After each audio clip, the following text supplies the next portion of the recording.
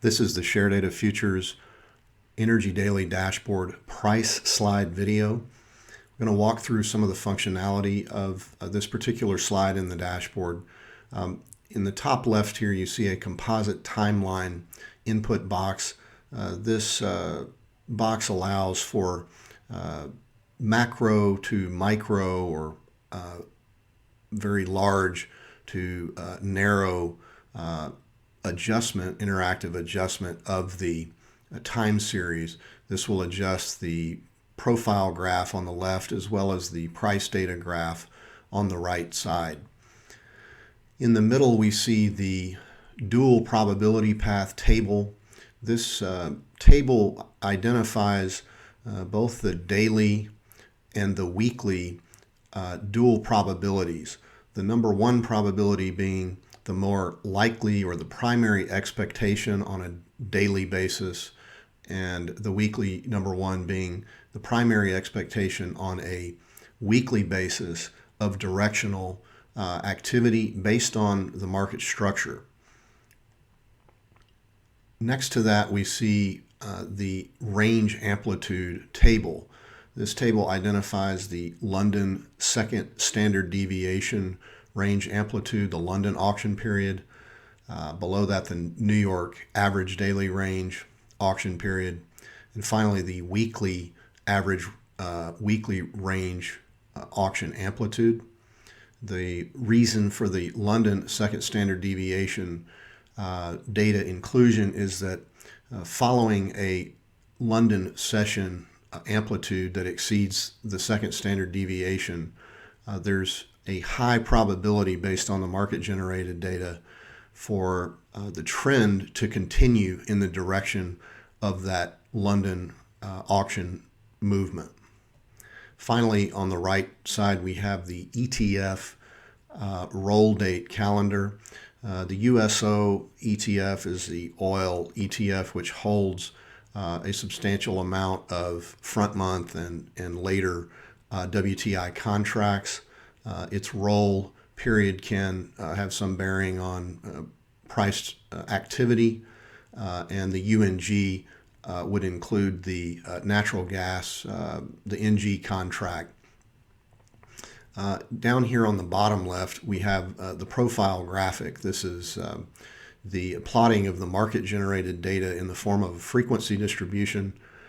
This allows you to see the high volume and high time period node over the data series, as well as the low usage areas at either end of the trade range for more clarity about areas of resistance and potential support. So high volume nodes tend to act as support when trade is above them and resistance below, and similarly low usage areas are often rejected upon visitation of that level.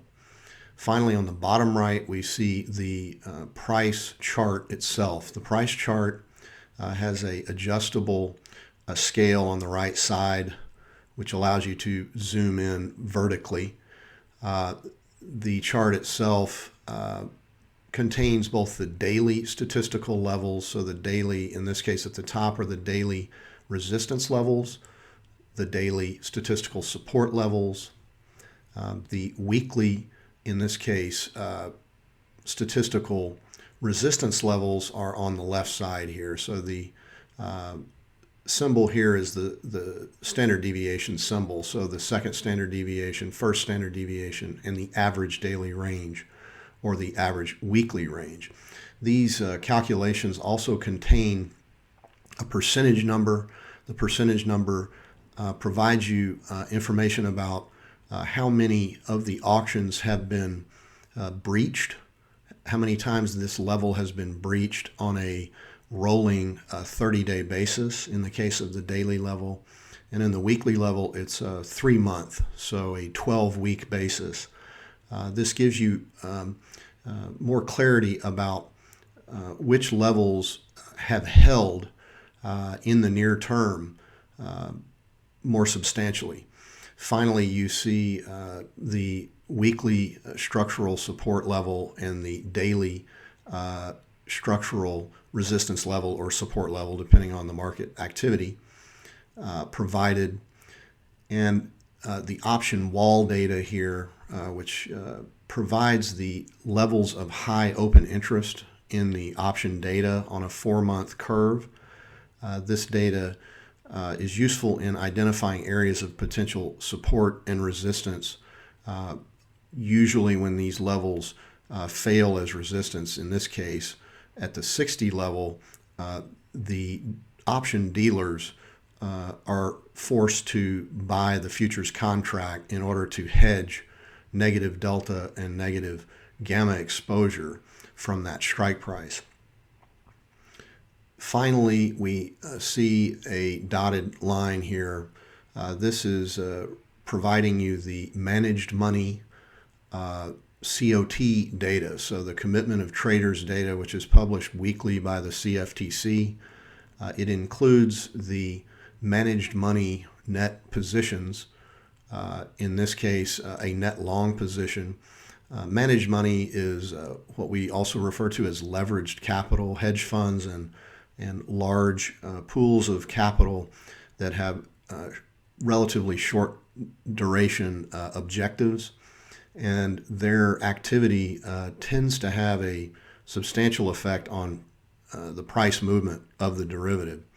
In this case, we can see that over this prior to reporting periods, the managed money increased their net long position from 380,000 contracts to 390,000 contracts.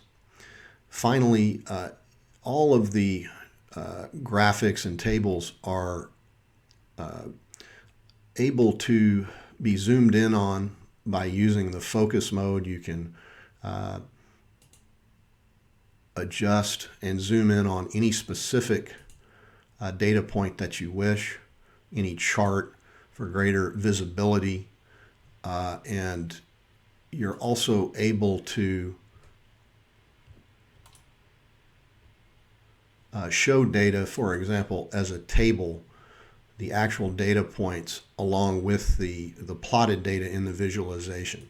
So there's a good bit of interactive capability in the ability to zoom in and zoom out of specific information that's of use or of interest to you as a customer.